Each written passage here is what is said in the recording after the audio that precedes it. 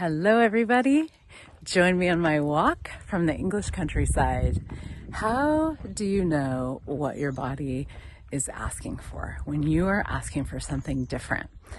Are you willing to ask your body what it knows and what it desires? And then how do you actually decipher the cues and the clues that your body gives you? Well, one of the things is if you're asking for something different with your body, maybe you want to lose weight, maybe you want to get stronger, maybe you want to change some of your habits or create some new ones. It starts with a request, an awareness of a different possibility, a choice, an ask. And it's kind of like, okay, cool, I'd like to have something different here. Now, what most people don't do is actually go to question and start to ask questions of their body. Everybody knows what it's like to go, I want to have something different with my body.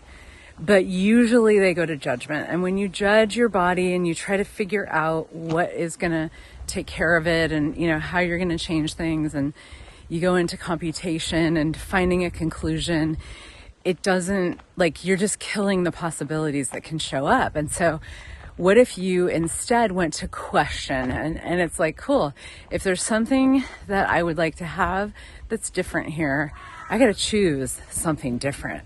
That's how creation works in all ways.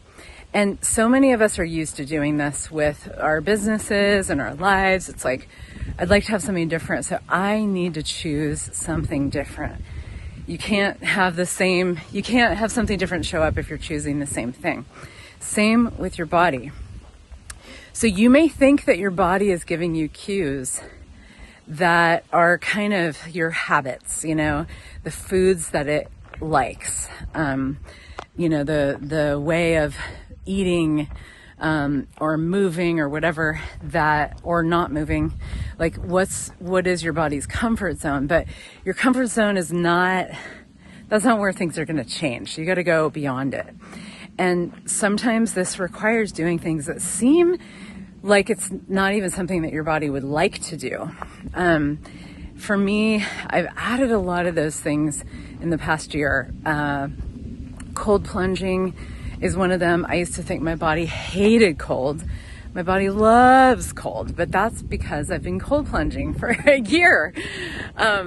Intermittent fasting is another thing that I really didn't think I could do. And I didn't think my body would like it, but I had to get my hands on some different information that made it so much easier for me and so much more generative to do. So that's another tool that I use for my body. And then I just keep asking for more, because even how I am with fasting is changing. I'm not fasting as much these days. I mean, I do fast for at least 12 hours every day, but I'm not doing as many long fasts as I used to do. And that's creating something really different. So we have to stay in question and stay with the evolutionary possibility that our bodies actually are, and they will show us. So when you start to ask for something different, you start to choose something different, you're gonna need to be on the lookout for different things. And those different things might seem like, why would I want to eat that? Why would I want to do that? But that's exactly where you want to play. You can't mess it up. You can't fuck it up. You can't. Good old country road.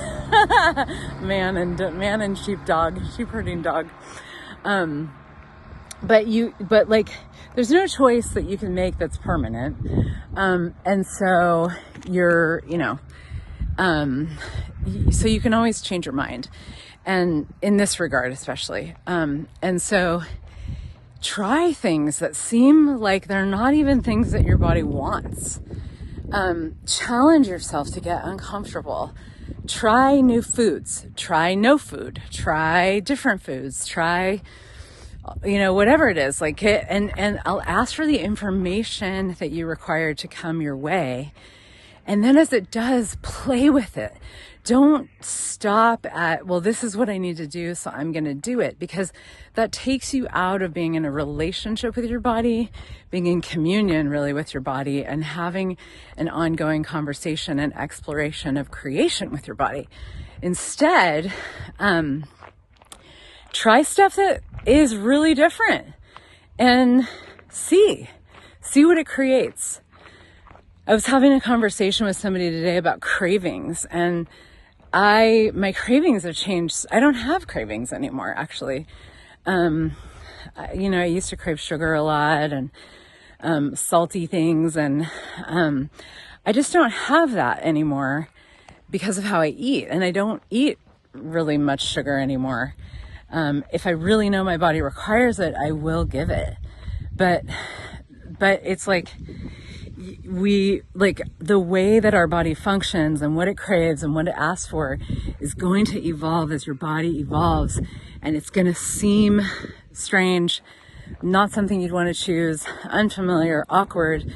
That's where you want to lean in and actually explore. What is this going to create for me? What is this going to create for my body?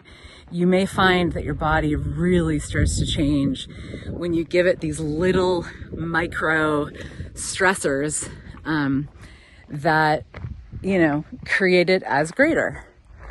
Look at that view. Oh my goodness. So I hope that was helpful. I'm going to be doing Eating for Space starting July 24th. We're going to explore this and so much more. Man, I would love to see a different reality with people and their bodies and food and creation and movement. There's so much available to our bodies, and it can be so phenomenal. And it's really never shows up like we think it will. So you are invited to come and play.